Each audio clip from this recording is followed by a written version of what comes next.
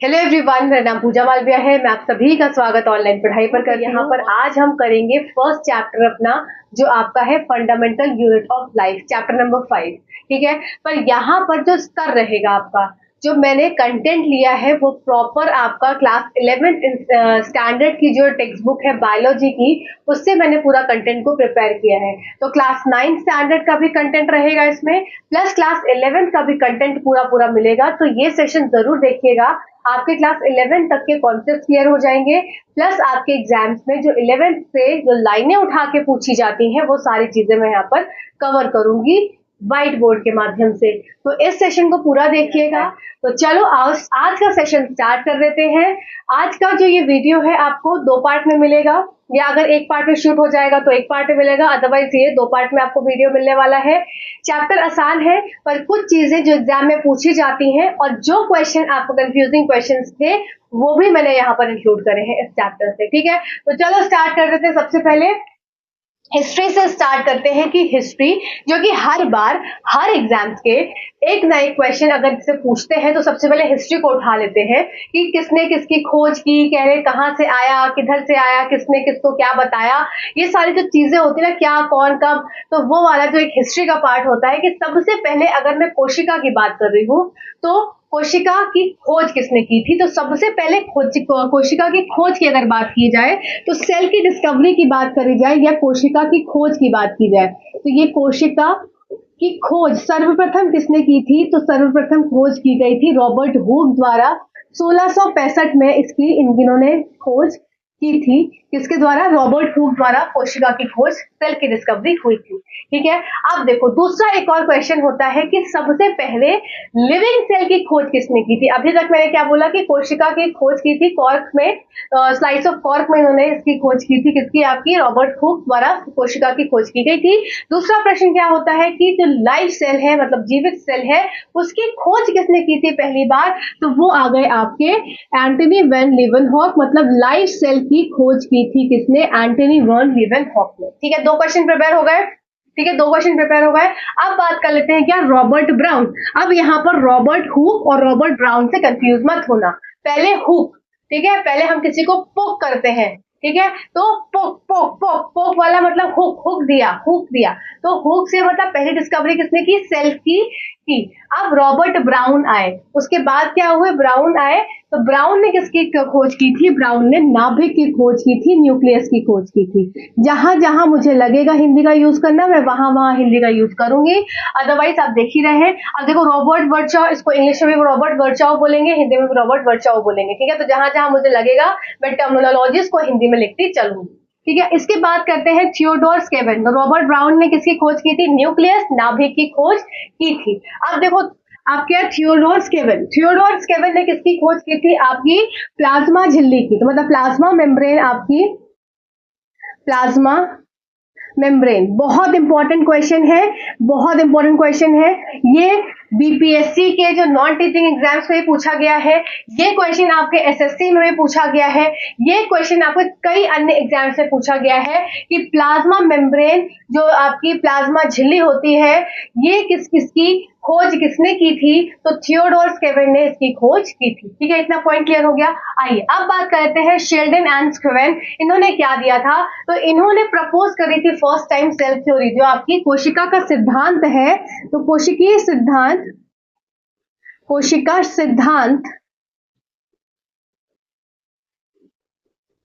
कोशिका सिद्धांत स्केवन और शेल्डन द्वारा, मतलब कि सेल थ्योरी की बात मैं यहाँ पर कर रही हूँ, ये सेल थ्योरी दी थी स्केवन एंड स्वेन ने, 2 अलग अलग साइंटिस्ट हैं, इन्होंने मिलकर सेल थ्योरी दी थी। ठीक है, अब इसके बाद आए रुडोल्फ वर्चाओ साइंटिस्ट थे।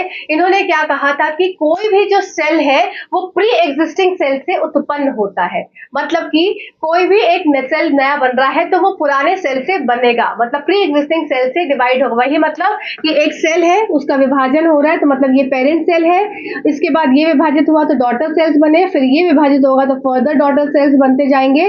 तो इसका मतलब कि कोई भी सेल अगर नया उत्पन्न हो रहा है तो प्री एग्जिस्टिंग सेल से, पूर्व निर्मित सेल से वो बनेगा। ठीक है, इतनी बात क्लियर हो गई। तो ये बात किसने की थी, ये आपकी रुडोल्फ वर्चाओ ने की थी कि कोई भी सेल जो है वो प्री एग्जिस्टिंग सेल कैसे, अच्छा इसका पीडीएफ के नोट्स आपको यहाँ पर देखो, मैंने खुद ने सेल्फ नोट्स प्रिपेयर करे हैं एनसीईआरटी के, तो ये मैं आपको दे दूंगी टेलीग्राम चैनल पर, तो चिंता मत करना, ठीक है ना। बिल्कुल बस पढ़ते चलो, जो मैं पढ़ा रही हूँ आपको नोट्स मिल जाएगा, उससे आप प्रिंट आउट निकालकर रिवीजन कर सकते हो। चलो, तो यहाँ पर मैंने क्या बोला, रुडोल्फ वर्शॉव ने क्या दिया कि कोई भी सेल है वो प्री एग्जिस्टिंग सेल से उत्पन्न हो रहा है। इतनी बात क्लियर हो गई। चलो आगे आते हैं। अब देखो फाइनल शेप दिया किसने, देखो फाइनल शेप किस चीज को, सेल थ्योरी को। अभी तक सेल थ्योरी प्रपोज करी थी, कोशिका का सिद्धांत शेल्डन एंड स्क्वेर ने इसको प्रपोज किया था, दिया था। अब इन्होंने फाइनल शेप किसने दी थी, रुडोल्फ वर्शॉव ने। रुडोल्फ वर्शॉव ने किसको फाइनल शेप दिया था, सेल थ्योरी को। तो अगर बोला जाए कि फाइनली सेल थ्योरी किसके द्वारा प्रपोज मतलब बनाई गई, बताई गई या उसकी शेप दी गई, तो वो हो गए आपके रुडोल्फ वर्शॉव। पहली बार किसने दी थी, प्रपोज किसने की थी, शेल्डन एंड स्क्वेर ने। फिर फाइनल शेप किसने दी, रुडोल्फ वर्शॉव। जैसे क्वेश्चन पूछा जाएगा उस हिसाब से आप उसके आंसर को टिक करेंगे। अब ये फाइनल शेप क्या थी कि कोई भी सेल है, हर एक जीव जो कि जीवित है वो कैसे बनता है, वो सेल से, कोशिकाओं से मिलकर बनता है। All organisms are composed of cell, ये पहली उनकी अवधारणा थी। क्या कि जो उन्होंने सेल थ्योरी दी थी, तो उसके पहला जो उन्होंने एक पोस्टुलेट दे दिया था, क्या था कि all organisms are made from cell, हर एक जीव किससे बना है, सेल से मिलकर बना है। दूसरी क्या बात की थी कि सभी कोशिका पूर्व निर्मित कोशिका से बनती है। All cells arise from pre existing cells, ये इनकी दूसरी एक अवधारणा थी। तो इससे बन गई हमारी सेल थ्योरी, जो कि क्या थी, पहली सेल थ्योरी का क्या बात हुई कि all organisms composed of cell. दूसरी क्या कि सभी कोशिका, all organisms are developed from the pre existing cells. तो ये हो गई दो हमारी सेल थ्योरी। आई होप यहां तक आपको पॉइंट्स क्लियर हो गए होंगे। हमने क्या पढ़ा, हमने अभी सिर्फ हिस्ट्री पढ़ी, जिसमें रॉबर्ट हुक आए, पहले हुक दिया, हुक किया, तो उन्होंने क्या किया, उन्होंने क्या, सेल की डिस्कवरी की। फिर दूसरी बात आई कि अगर एक लाइफ सेल की, एक लिविंग सेल की बात करी जाए, तो उसकी बात किसने करी थी, लीवेनहॉक ने की थी। फिर रॉबर्ट ब्राउन आए। ब्राउन मतलब ये समझ लो ना, कुछ ऐसा कलर है, तो कलर है तो उसका मतलब नाभिक का कलर है, हम नाभिक के कलर की बात कर रहे हैं। तो रॉबर्ट ब्राउन ने नाभिक की खोज की थी। फिर प्लाज्मा झिल्ली की बात हुई, तो थियोडोर स्किवेन ने किया था। फिर शेल्डन एंड स्क्वेर ने सेल थ्योरी को प्रपोज की थी। रुडोल्फ वर्शॉव ने बताया था कि कोई भी सेल जो है वो प्री एग्जिस्टिंग सेल से बनता है।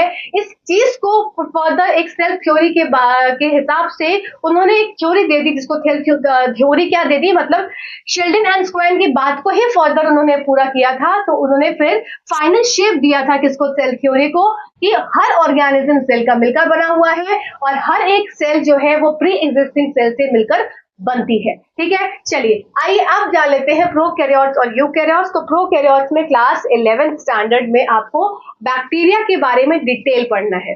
ठीक है, तो इसमें बैक्टीरिया अभी हम डिटेल पढ़ेंगे। अब इससे समझ लो प्रोकैरियोट्स और यूकैरियोट्स क्या होते हैं। सबसे पहली बात है कि प्रोकैरियोट्स के आपको एग्जाम्पल्स पता होने चाहिए।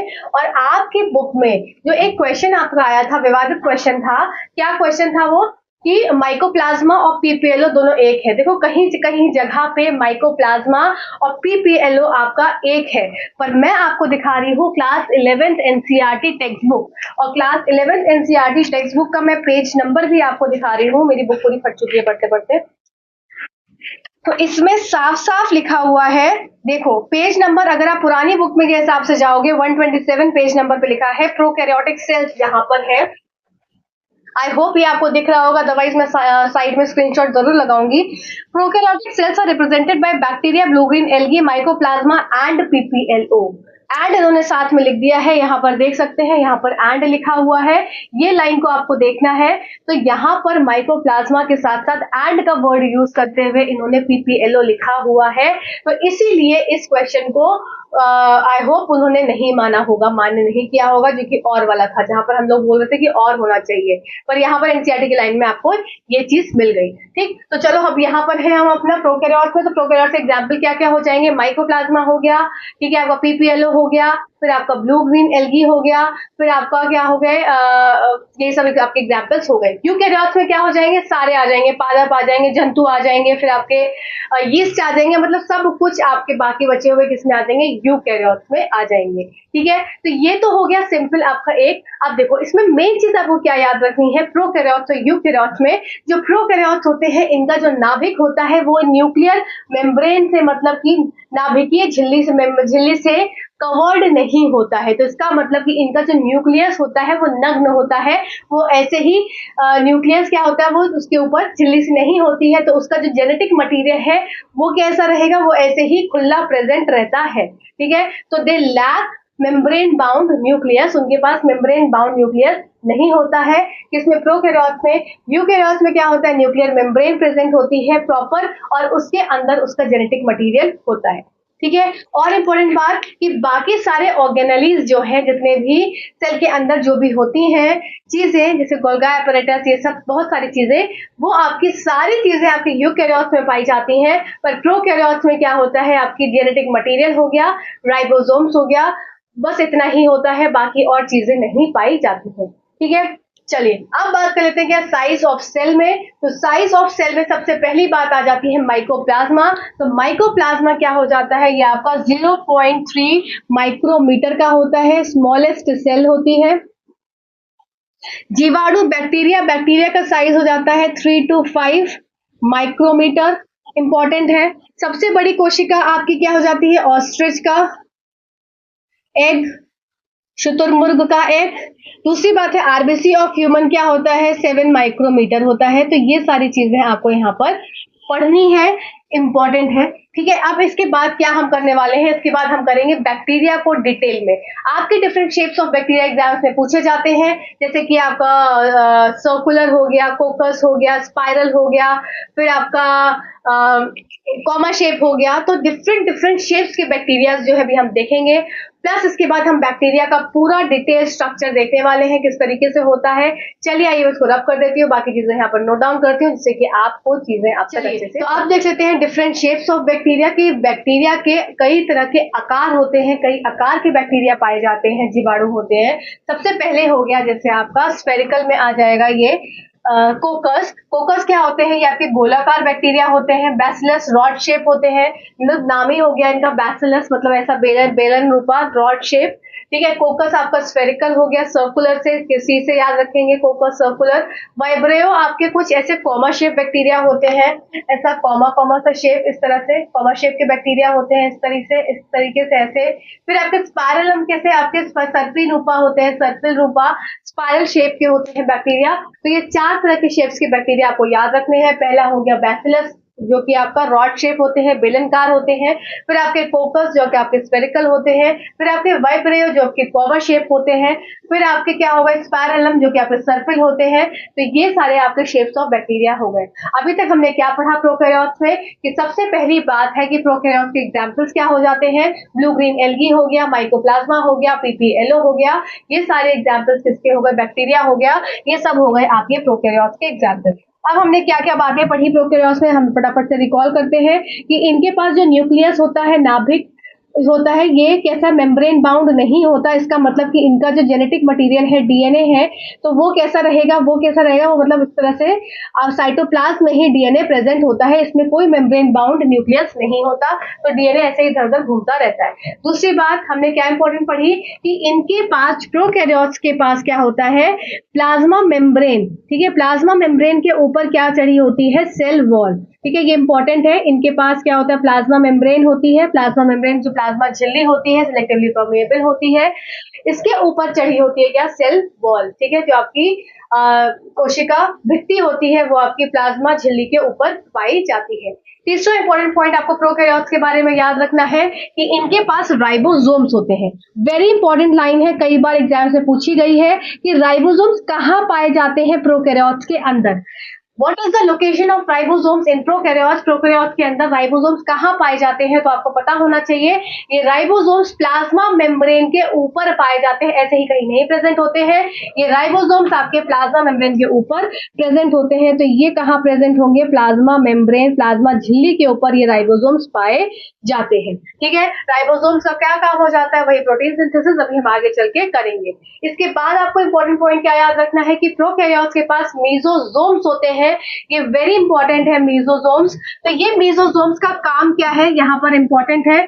मीजो, आपको सारी चीजें नोट्स में लिखी हुई मिल जाएंगी, चिंता मत करिएगा। मेसोसोम्स पाए जाते हैं, जैसे कि ये हो गई बैक्टीरिया की सेल हो गई। अब ये बैक्टीरिया की सेल के पास यहाँ पर मेसोसोम्स है, तो ये क्या होते हैं? इनर फोल्डिंग्स बनाते हैं मेसोसोम्स। अब इनका काम क्या होता है? पहला बार का क्या काम होता है कि ये सेल वॉल को बनाने में मदद करते हैं। कौन? मेसोसोम। तो मेसोसोम सेल वॉल की फॉर्मेशन में हेल्प करते हैं, पहली चीज, क्योंकि ये क्या होते हैं? ये सेल वॉल के इधर साइड में ही प्रेजेंट होते हैं और ये इन फोल्डिंग्स मतलब कि इस अंदर की तरफ ऐसे मुड़े हुए होते हैं, तो ये सेल वॉल को बनाने में मदद करते हैं। दूसरी इंपॉर्टेंट चीज, ये डीएनए को रेप्लिकेशन करने में मदद करते हैं। तीसरी इंपॉर्टेंट चीज, ये श्वसन की क्रिया में मदद करते हैं। फोर्थ इंपॉर्टेंट चीज, ये कुछ चीज स्रावित करने में मदद करते हैं। मतलब कि मेसोसोम्स का बहुत ज्यादा रोल हो जाता है एक प्रोकैरियोट्स के अंदर। ठीक है, बहुत सारी चीजें करते हैं, सिक्रेशन करते हैं, कोई चीज का स्राव करते हैं, रेस्पिरेशन हो गया, आपका डीएनए का रेप्लिकेशन हो गया, फिर आपका और शायद सारे पॉइंट्स कवर हो गए। राइबोसोम्स के ऊपर राइबोसोम्स कहाँ प्रेजेंट होते हैं? Plasma membrane. और प्लाज्मा मेम्ब्रेन कहाँ प्रेजेंट होती है? प्लाज्मा मेम्ब्रेन आपकी सेल वॉल के अंदर होती है। तो ये सारी चीजों को आपको आइए अब बात कर लेते हैं क्या एक बैक्टीरिया के अंदर जो सेल एनवलप होता है, सेल एनवलप वो किस किस चीज से बना हो। सेल एनवलप मतलब कि जैसे ये हो गया आपका, ये सेल है, तो ये सेल एनवलप, ये बाहर वाली सतह की बात हो रही है। जो सेल वॉल है, तो सेल एनवलप वो किस चीज से बना होता है? तो कोशिका आवरण जो होता है, ठीक है, सेल वॉल को जो कवर किया हुआ एनवलप होता है वो किस किस चीजों से बना होता है? पहली चीज हो गई ग्लाइकोकैलिक्स। ठीक है, तो सेल एनवलप में अगर ये सेल है तो सेल के ऊपर वाला हिस्सा ये पूरा एनवलप हो गया। तो अब ये किस किस चीजों से मिलकर बनी है? तो सबसे पहला होता है बाह्य आवरण, आपका ग्लाइकोकैलिक्स, फिर आपको देखने को मिलेगी सेल वॉल और फिर आपको देखने को मिलेगा प्लाज्मा मेम्ब्रेन। इसका मतलब कि एक जो हम देखते हैं कि एक सेल है उसके ऊपर सेल वॉल है प्रेजेंट, तो अगर मैं उस एक बाह्य सतह की मैं बात करूं तो एक एनवलप सा बनाती है, एक कवर बनाती है। जिस तरह से हमारा हम एक एनवलप लेते हैं उसमें पैसा डालते हैं और कवर कर देते हैं पैसे को, तो वो उस पैसे को सुरक्षित रखती है। इसी तरह से सेल की जो एनवलप होता है, सेल का जो आपका क्या हो गया, आपका कोशिका का आवरण जो होता है वो कोशिका को और साथ ही साथ सेल के अंदर के स्ट्रक्चर को क्या करता है? बचा कर रखता है। तो सेल के एनवलप का सबसे पहली परत क्या होती है? जो बाहर साइड से होती है, बाहर साइड से होती है, बहुत इंपॉर्टेंट है। तो सेल के एनवलप की सबसे बाहर सतह हो जाएगी ग्लाइकोकैलिक्स। तो बाहर परत होती है ग्लाइकोकैलिक्स, फिर हो जाती है सेल वॉल, आपकी प्लाज्मा झिल्ली, फिर हो जाती है आपकी सेल वॉल, आपकी कोशिका भित्ति, कोशिका भित्ति, फिर आपकी प्लाज्मा झिल्ली। ठीक है, और तो ये क्या हो जाती है? ये आपकी सेल एनवलप, सेल का आवरण होता है। ठीक है, ये इंपॉर्टेंट है, याद रखना। सबसे बाहर सतह कई बार पूछी जाती है सेल एनवलप की, तो हम क्या मार्क करके आ जाते हैं?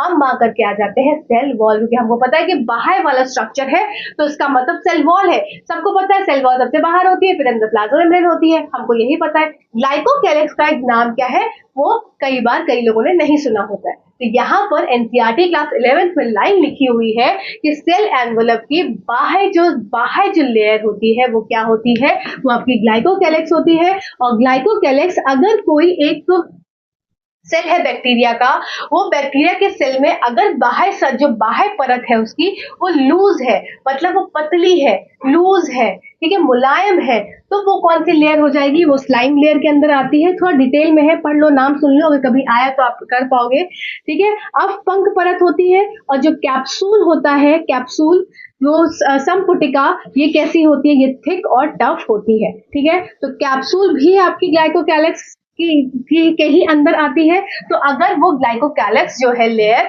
वो अगर आपकी टफ है तो वो कैप्सूल का रूप ले लेती है, अगर वो लूज है तो वो आपकी स्लाइम लेयर का रूप ले लेती है। ठीक है, आई होप यहाँ तक पॉइंट क्लियर हो गया होगा। सेल वॉल है वो क्या करती है, एक सेल को शेप प्रोवाइड करती है, प्रोटेक्शन देती है, सपोर्ट देती है, मतलब उसका आकार देती है, उसको बचा कर रखती है और उसको एक सपोर्ट देती है। ठीक है, चलो अब बात करते हैं plasma membrane. Plasma membrane semi permeable होती है, जो कि अंदर और बाहर के जो वाटर मॉलिक्यूल्स हो गए या अन्य पदार्थ हो गए उनको अंदर बाहर करने में मदद करती है। सिलेक्टिवली परमेबल है, ऐसा नहीं है कि कोई भी चीज बाहर प्रेजेंट है तो अंदर आ जाएगी। सिलेक्टिवली परमेबल है, सिलेक्ट करती है चीजों को। ठीक है, तो आई होप यहाँ तक सारे पॉइंट्स आपके क्लियर हो गए होंगे।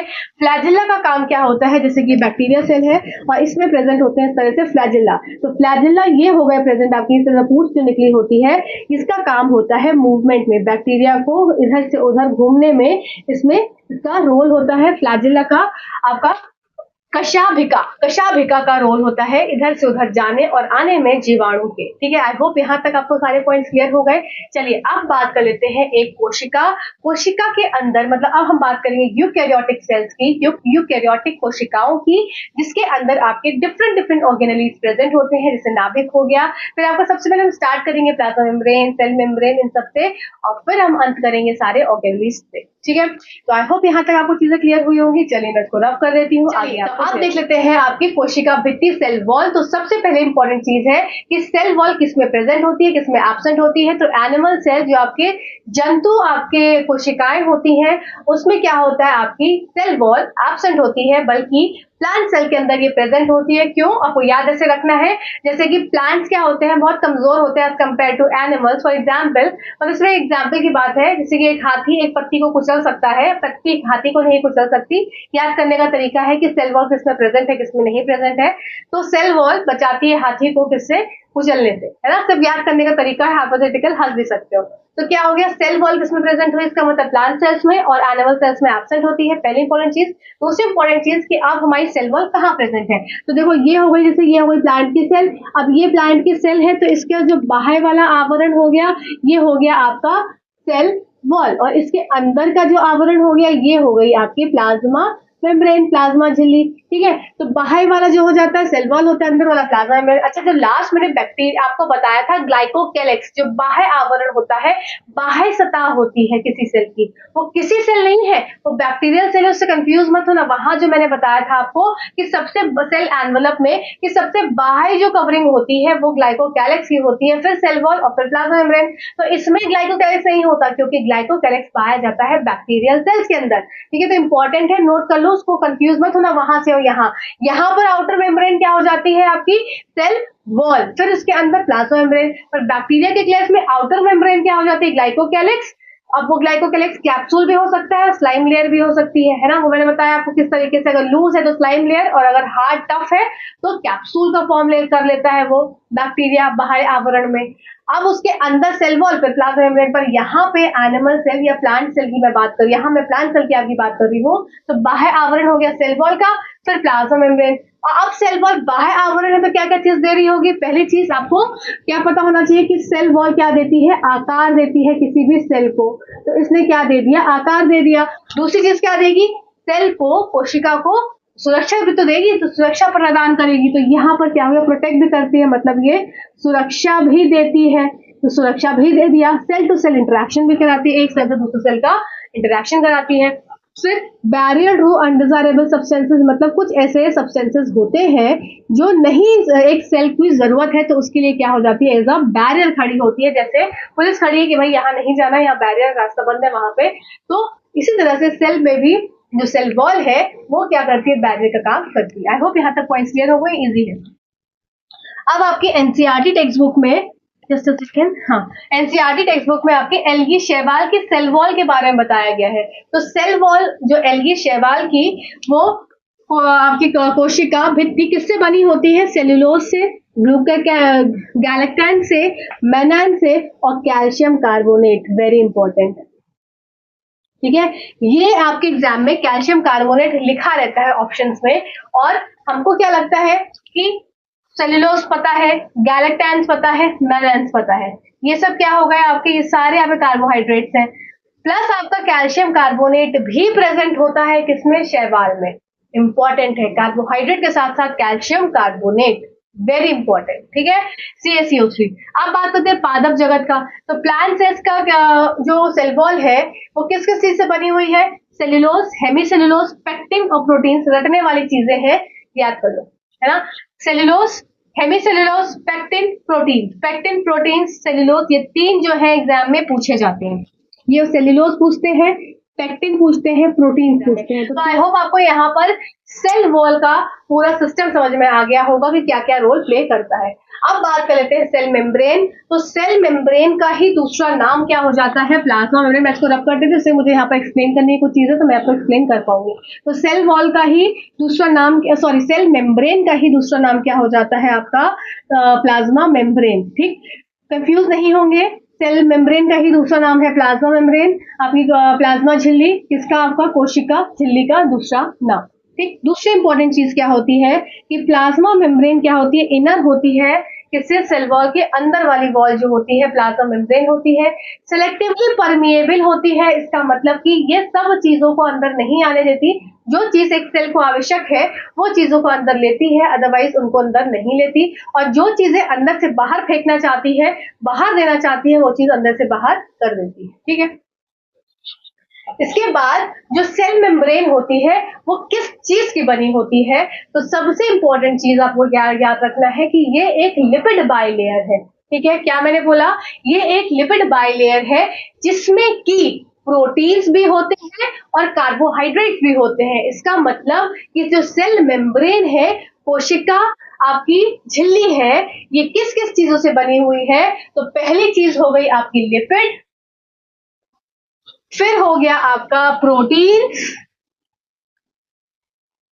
और फिर हो गया आपका कार्बोहाइड्रेट्स।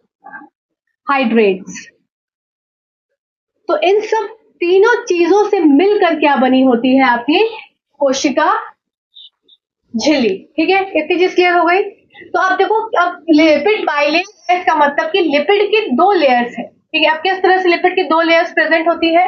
लिपिड की दो लेयर्स आपकी एक ऊपर और एक नीचे, तो सैंडविच की तरह इस तरह से ऊपर ऐसा प्रेजेंट होता है, जिसमें पोलर हेड क्या होता है? ध्रुवीय जो सिरा होता है वो ऊपर की तरफ होता है, और जो टेल होती है, हाइड्रोफोबिक टेल जो होती है, जो कि जल भीरु पूंछ होती है, वो अंदर की तरफ होती है। तो ये जो अब गोले गोले से दिख रहे हैं, ये पोलर हेड है। ये क्या होता है? ये बाहर होता है ध्रुवीय सिरा, और हाइड्रोफोबिक टेल क्या होती है? ये अंदर की तरफ होती है। और ये लाल लाल रंग से जो दिख रहा है ये प्रोटीन है, और ऊपर दिख रहा है ये कार्बोहाइड्रेट है, ठीक है। इतनी बात सबको क्लियर हो गई। चलिए, अब ये फ्लूइड मोज़ेक मॉडल जो था प्लाज्मा मेम्ब्रेन का, ये किसके द्वारा दिया गया था? कई बार पूछा जाता है। तो ये दिया गया था सिंगर एंड निकोलसन के द्वारा। तो प्लाज्मा मेम्ब्रेन क्या होती है? सेमी परमेएबल होती है, जिससे कि हमने समझा। अब इसमें फॉर एग्जाम्पल अगर मैं आपको समझाऊं, यहाँ पर मेरे पास एक ये सेल है, ठीक है। मेरे पास एक ये सेल है, और मैंने क्या कर दिया? इसको इस तरीके से पानी के अंदर डाल दिया, ठीक। चीज को समझेंगे कि मैं क्या समझाना चाह रही हूं। अब ये जो सेल है, ये कैसी है? सिलेक्टिवली परमेएबल है, ठीक है ना, सिलेक्टिवली परमेएबल। अब यहाँ पर अभी पहला केस समझेंगे जिसमें कि सेल में क्या है, जस्ट सेकंड, मार्कर चेंज कर लूं। सेल में क्या है? सेल में कम पानी है। सेल में कैसा है? कम पानी है। बाहर सेल के ज्यादा पानी है, तो यहां पर कैसा पानी है? ज्यादा पानी है, ठीक है। तो जब एक सेल में पानी ज्यादा से अंदर की तरफ जाता है, जब पानी ज्यादा से कम की तरफ जा रहा है, मैंने क्या बोला? जब पानी ज्यादा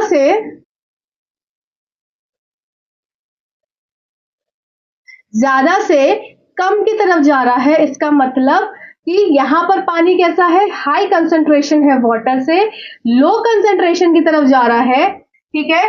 तो क्या होता है?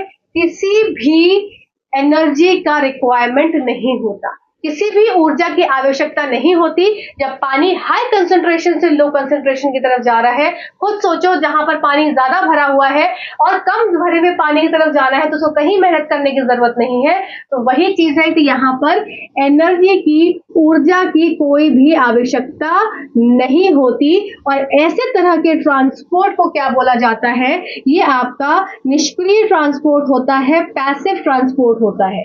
ठीक है, तो ये कौन सा ट्रांसपोर्ट हो गया, ये पैसिव ट्रांसपोर्ट के अंतर्गत आता है। और ऐसे सिचुएशन जहां पर पानी ज्यादा है बाहर और सेल के अंदर पानी आ रहा है, पानी कहाँ है, यहाँ ज्यादा है पानी, यहाँ पे कम है पानी, तो पानी कहाँ से कहाँ आ रहा है, बाहर से पानी अंदर की तरफ आ रहा है। तो इसका मतलब ये सॉल्यूशन कैसा हो गया, ये विलयन कैसा हो गया, ये विलयन हो गया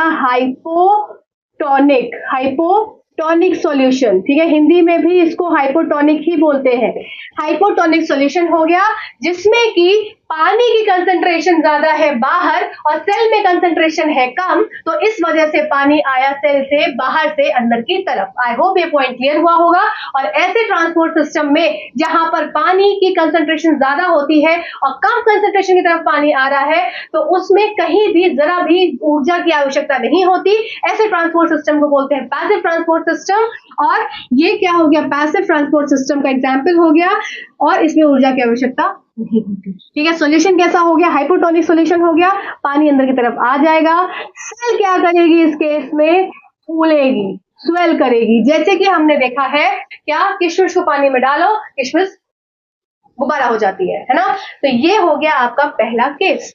दूसरा केस तो हमने क्या देखा, हाइपोटोनिक सॉल्यूशन, जहां पर सॉल्यूशन में पानी ज्यादा था और सेल में कम था, अंदर की तरफ पानी आ गया। अब दूसरा केस देखेंगे जिसमें कि क्या है कि पानी, जस्ट अ सेकेंड, जिसमें पानी क्या है, बाहर कम है। अभी क्या बोला, अब क्या है, फूगी हुई क्या है, किशमिश। तो अब क्या हो गया, यही मेरे पास एक फूली हुई सी सेल है और पानी यहां पर क्या है, यहां पर अब कम पानी है। ठीक है, यहां पर अब कम पानी है। अब कम पानी है तो क्या हो जाएगा, ये सेल कैसी है, स्वेल्ड सेल है। इसका मतलब यहां पर पानी ज्यादा है, पानी यहां पर ज्यादा है। तो अब खुद सोचो पानी कहां से कहां आएगा, high concentration to low concentration, है ना। तो अब पानी कहां से कहां आएगा, आप मुझे खुद बताएंगे। पानी सेल से बाहर की तरफ आएगा। जब पानी सेल से बाहर की तरफ आएगा तो ये जो सेल है वो कैसी हो जाएगी, श्रिंक हो जाएगी, सिकुड़ जाएगी। इस केस में ये सॉल्यूशन कैसा है, ये हाइपरटोनिक सॉल्यूशन है, हाइपरटोनिक सॉल्यूशन। ठीक है, हाइपरटोनिक सॉल्यूशन मतलब कि पानी की मात्रा कम है, हाइपर है, हाइपर एक्टिविटी है। ठीक, तो पानी की मात्रा क्या हो गई, कम हो गई। अब कम है तो ये सारा का सारा पानी क्या होगा, बाहर आएगा सेल से। इस सिचुएशन में क्या है, जो सेल होगी वो श्रिंक कर जाएगी। दूसरी इंपॉर्टेंट चीज, अगर फॉर एग्जाम्पल अगर सेल को पानी, देखो क्या है, अगर देखो अभी हमने क्या देखा कि जब पानी हाई कंसंट्रेशन से लो कंसंट्रेशन की तरफ जाता है, यहां पर कंसंट्रेशन कैसी है, हाई है, पानी भरा हुआ है। यहां कंसंट्रेशन कैसी है, लो है। ठीक है, तो जब पानी हाई कंसंट्रेशन से लो कंसंट्रेशन की तरफ आता है तो किसी भी तरह की ऊर्जा की आवश्यकता नहीं होती। इसके विपरीत अगर पानी लो कंसंट्रेशन से हाई कंसंट्रेशन की तरफ जाता है, अगर पानी यहां से यहां ना आकर अभी भी पानी को इधर से इधर ही जाना पड़े, अगर इधर से इधर ही जाना पड़े, फूली हुई को और फुलाना पड़े, तो उसका मतलब कि अगर पानी लो कंसंट्रेशन से हाई कंसंट्रेशन की तरफ जा रहा है तो ऐसी सिचुएशन में अलग से ऊर्जा की आवश्यकता होती है। और इस तरह के सिस्टम को बोलते हैं एक्टिव ट्रांसपोर्ट सिस्टम, मतलब सक्रिय परिवहन एक प्रणाली, जिसमें कि आपकी क्या हो गई, लो कंसंट्रेशन से हाई कंसंट्रेशन की तरफ पानी जाता है, ऊर्जा की रिक्वायरमेंट होती है, तो उसमें क्या है, उसको एक्टिव ट्रांसपोर्ट सिस्टम बोलते हैं। ठीक है, अभी हमने क्या पढ़ा इसमें कि एक सॉल्यूशन होता है जो कैसा है, हाइपरटोनिक है। मतलब अब उसमें क्या है, पानी की मात्रा कम है तो पानी कहाँ, सेल से अंदर से बाहर आएगा, तो वो क्या हो गया, आपका सेल उस केस में क्या हो जाएगी, श्रिंक हो जाएगी। ठीक है, आई होप ये पॉइंट क्लियर हो गया होगा। अब तीसरा पॉइंट हमें देखना है कि एक ऐसे सिचुएशन है, मेरे पास वापस से एक सेल है और ये क्या है, पानी है, सेल है और पानी है। अब क्या है, पानी की कंसंट्रेशन वाटर की यहां पे और कंसंट्रेशन वाटर की यहां पर दोनों जगह बराबर है। जब ऐसी सिचुएशन होगी तो ये सॉल्यूशन कैसा हो जाएगा, isotonic solution, isotonic tonic solution. ये सॉल्यूशन कैसा हो गया? आइसोटोनिक सॉल्यूशन, मतलब अब पानी ना अंदर जाएगा ना पानी बाहर जाएगा। ठीक है, तो ये सिचुएशन, 3 सिचुएशंस आपको पढ़नी है। हाइपरटोनिक सॉल्यूशन, ऐसा सॉल्यूशन जहां पर पानी की मात्रा कम है, सेल में ज्यादा है तो पानी सेल से बाहर आएगा। हाइपोटोनिक सॉल्यूशन, जहां पर पानी की मात्रा सॉल्यूशन में ज्यादा है तो पानी अब बाहर से अंदर सेल की तरफ जाएगा, सेल फूल जाएगी। आइसोटोनिक सॉल्यूशन, ऐसा सॉल्यूशन जहां पर सॉल्यूशन में पानी की मात्रा और जो सॉल्यूशन के अंदर सेल पड़ा है उसमें मात्रा बराबर है, तो पानी ना अंदर जाएगा ना बाहर जाएगा, इक्विलिब्रियम मेंटेन रहेगा, स्टेबिलिटी मेंटेन रहेगी। ये 3 पॉइंट्स आई होप क्लियर हुए होंगे। इसी को बोलते हैं, इस प्रक्रिया को बोलते हैं क्या? ऑस्मोसिस। जो मैंने आपको इतनी देर से प्रक्रिया बताई, ऑस्मोसिस। तो ऑस्मोसिस प्रक्रिया से पानी क्या होता है? अंदर बाहर आता है किसी भी सेल के अंदर। और ऑस्मोसिस क्या है? एक प्रकार है किसका? डिफ्यूजन का। ठीक है, तो ऑस्मोसिस क्या है? एक फॉर्म है किसका? डिफ्यूजन का, आपका प्रसार का। ठीक है, तो डिफ्यूजन क्या हो गया? आपका प्रसार। तो पानी का मूवमेंट सेल के अंदर या बाहर ऑस्मोसिस की प्रक्रिया से होता है। इसको डिफ्यूजन का एक प्रकार मानते हैं। इसी तरह से गैस का आदान प्रदान, गैस सेल के अंदर और बाहर किस प्रक्रिया से जाती है, बहुत इंपॉर्टेंट है, उस प्रक्रिया का नाम हो जाता है डिफ्यूजन। तो अगर आपसे गैस की बात की जाए तो आप उसमें आंख बंद करके लगा देंगे आंसर डिफ्यूजन। तो अगर यहाँ पर मैंने बात करी गैस की, अब गैस क्या होगी? 2 चीज, आपकी ऑक्सीजन और CO2। अगर एक सेल है मेरे पास, इस सेल के अंदर CO2 की मात्रा ज्यादा हो जाएगी तो अब क्या होगा? सेल से CO2 बाहर की तरफ हो जाएगी। ठीक है, ठीक। अब खुद सोचो, जब CO2 अंदर ज्यादा है तो इसका मतलब ऑक्सीजन बाहर ज्यादा है। ठीक है, तो अब ऑक्सीजन क्या होगा? अंदर की तरफ आएगी। तो इस प्रक्रिया में जहां ऑक्सीजन और CO2 का एक्सचेंज हो रहा है, सेल के अंदर से बाहर अंदर आ रही है, उस प्रक्रिया को क्या बोल देते हैं? प्रसार बोल देते हैं। ये प्रसार ही को बोलते हैं डिफ्यूजन। ठीक है, तो डिफ्यूजन की प्रक्रिया एक सेल के अंदर होती है जो कि गैसेस में पाई जाती है। साथ साथ वाटर भी, पानी भी डिफ्यूजन की प्रक्रिया को फॉलो करता है। जो प्रक्रिया का नाम है वो ऑस्मोसिस है। तो डिफ्यूजन का ही एक प्रकार हो जाता है ऑस्मोसिस। आई होप यहाँ तक सारे पॉइंट्स आपके क्लियर हो गए होंगे। चलिए